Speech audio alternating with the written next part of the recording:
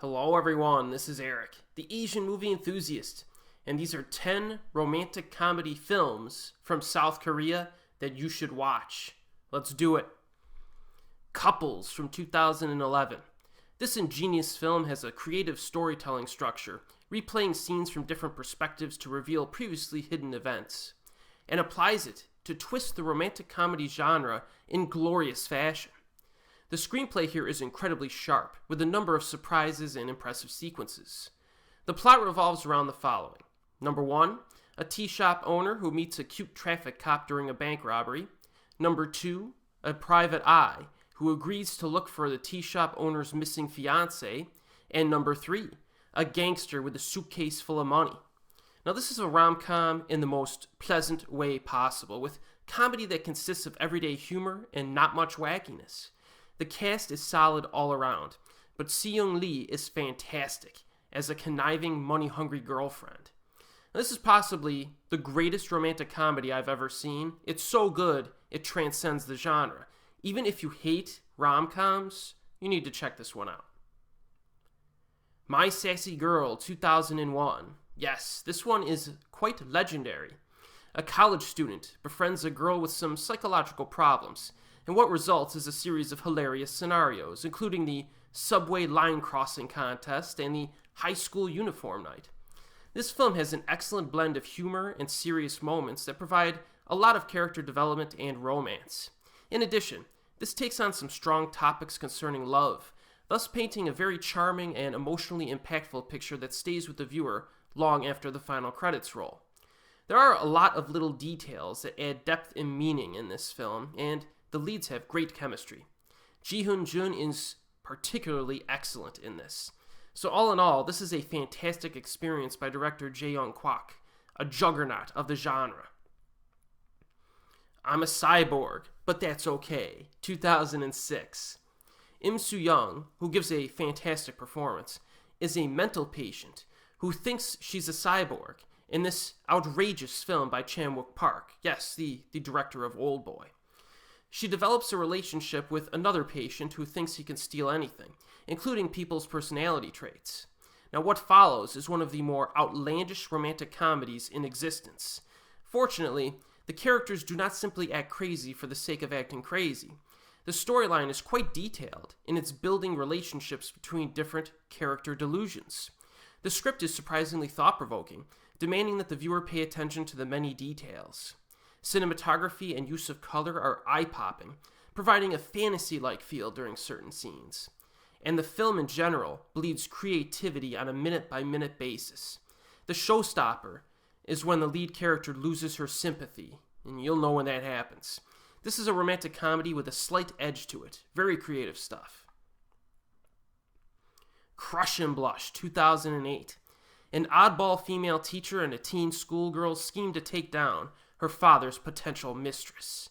Sharply intelligent, emotionally bitter, and undeniably quirky, this rom-com successfully avoids most genre conventions. Hyo-jin plays the fairly unbalanced teacher in a very human, realistic way, and the relationship between the two leads is nicely developed over the course of the film, emphasizing their similar plights as social outcasts. The comedy is also very effective here, showcasing some fantastic exchanges of dialogue and virtually no slapstick. A rom-com this peculiar and this high quality is a bit of a rarity. Check it out. All About My Wife, 2012.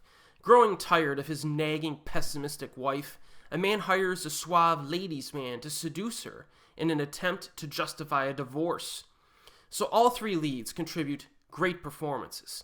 In fact, the suave dude reminded me of the Dos Equis guy from those beer commercials.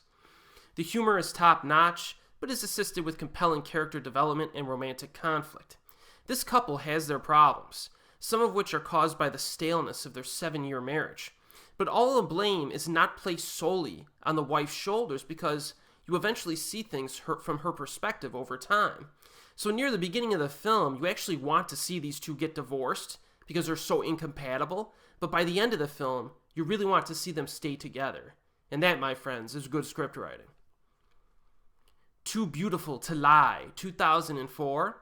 An ex-con inadvertently convinces a family that she is an impregnated lost love of their only son.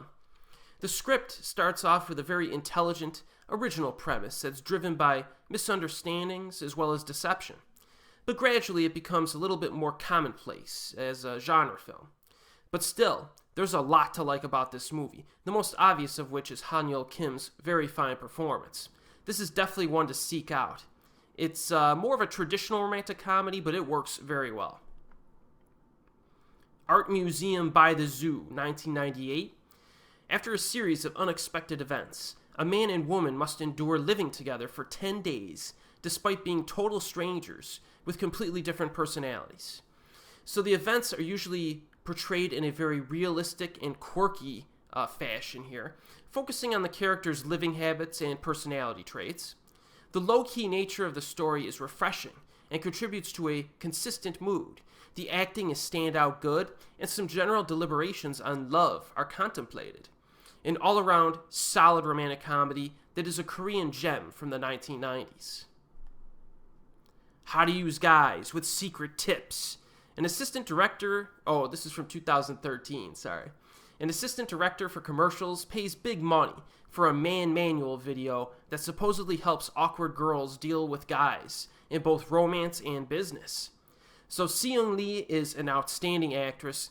She can venture into expressionistic acting in the most natural, charming ways imaginable. With her as a foundation, the energetic humor succeeds admirably in laugh-out-loud fashion. The direction is very stylish here, at times almost feeling like a comic book. A handful of sequences insert video tips, while others will have the lecturer appear outside of the video to give tips to the protagonist or the viewer. Very fun and creative presentation here.